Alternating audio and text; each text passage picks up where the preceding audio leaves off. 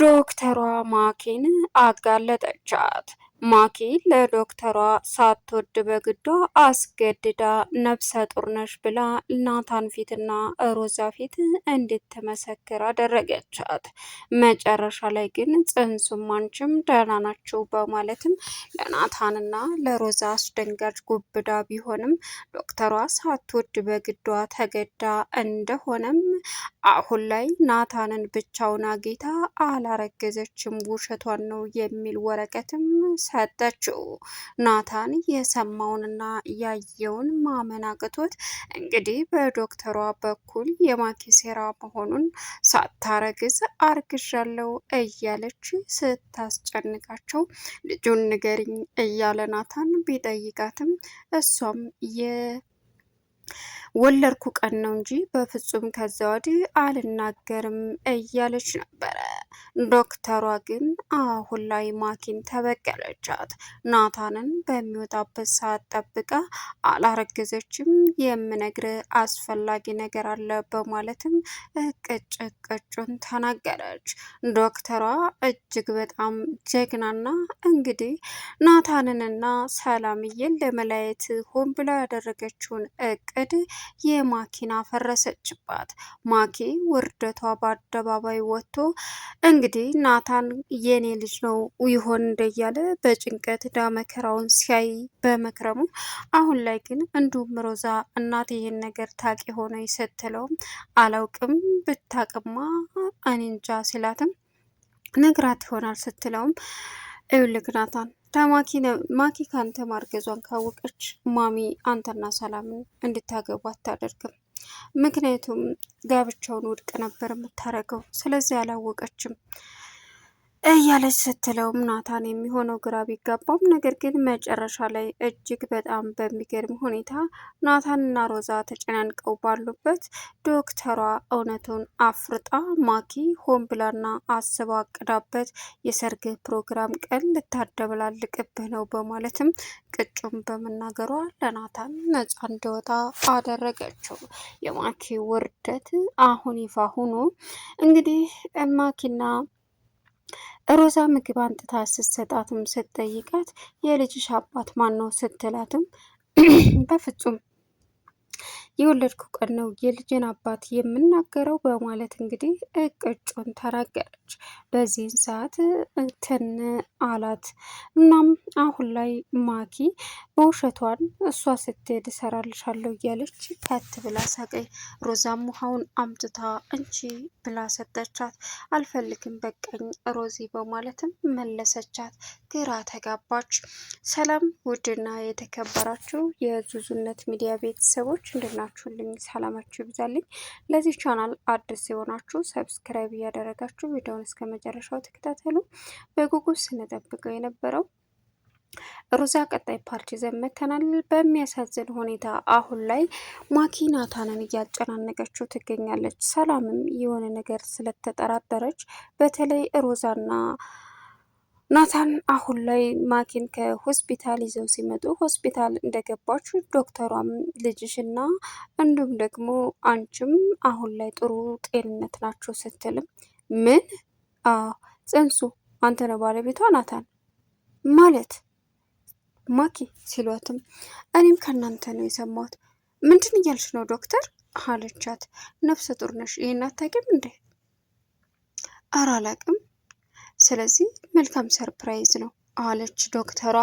መጨረሻ ላይ እንግዲህ በደስታ እሷ ስትደሰት ለናታንና ለሮዛ ትልቅ ጥያቄ ሆኖባቸው ከማን ነው ምንድን ነው ያን ነገር ጊዜ ተፈጥሮ ነው እያለች ሮዛ ናታንን ስታናግረው እንደዛ ነው የሚሆነው ሮዚ በቃ አላቅም ፍቅረኛ አላት እንዴ?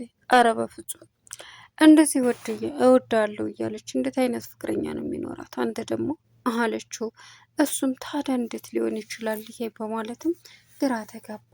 በቃ በቃልኝ እያለ በጭንቀት ላይ ባለበት ሰዓት ማኪ እንግዲህ ፐርፌክት ማኪ በጣም ትችያለሽ፣ ጀግና ነሽ፣ የእውነት ጀግና ነሽ እያለች እንግዲህ ለራሷ ማጨብጨብና መጨፈር ጀመረች።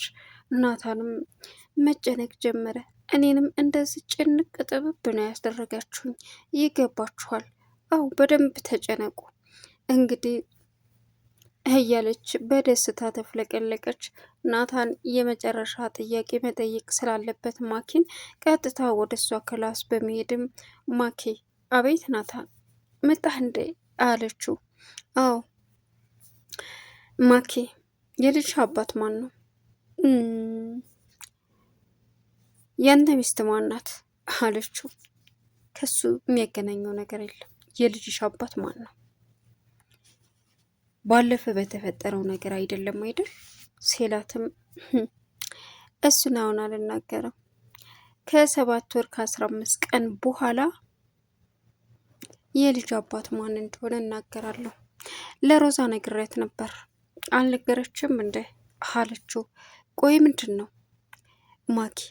እድሜ ልኬን እየተከተልሽ ህይወቴን አበላሽተሸዋል። እድሜ ልኬን ህይወቴን ሲኦል አድርገሸዋል። ስለዚህ በአሁኑ ግን የምፋታሽ አይመስልኝም፣ እደፋሻለሁ አላት። እባክህ ወደዛ፣ በቃ ከዚህ በኋላ ማናችሁም ማነው የልጅሽ አባት እያላችሁ እንዳትጠይቁኝ፣ መናገር የምችለው ሲወለድ ብቻ ነው አለችውና ጥላው ሄደች። ናታን የመጨረሻ ተናደደ። ልነግረኝ አልቻለችም በማለትም ለሮዛ ነገራት።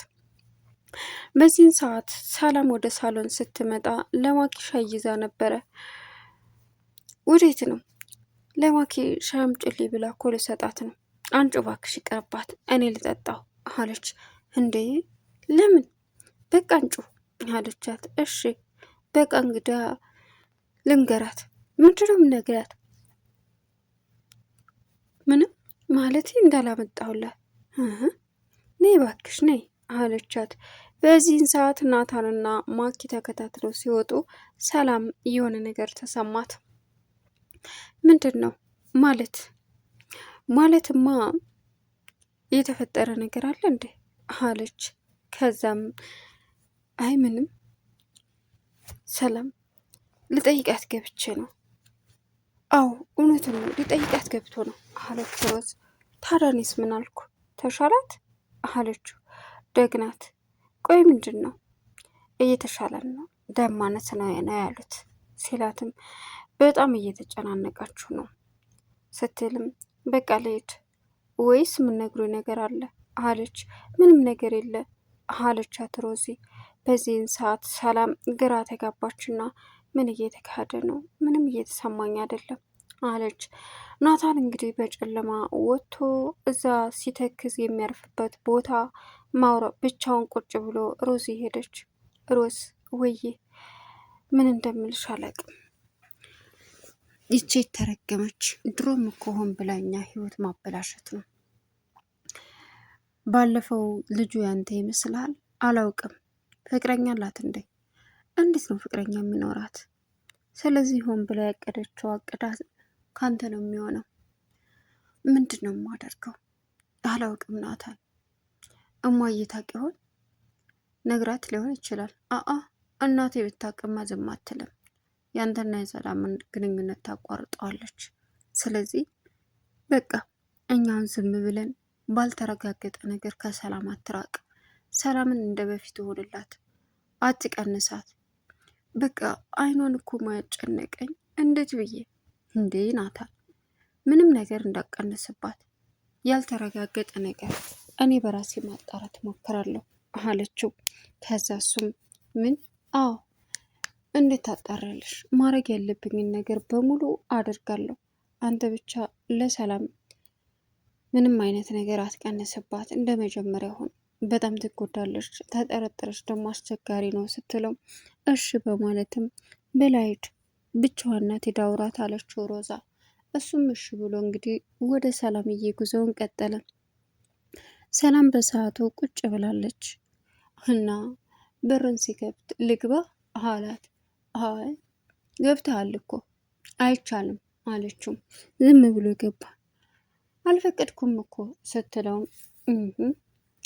ግባ ማለትሽ እንደሆነ ሳመኝ ዳብሰኝ እያልሽ እኮ ነው አላት።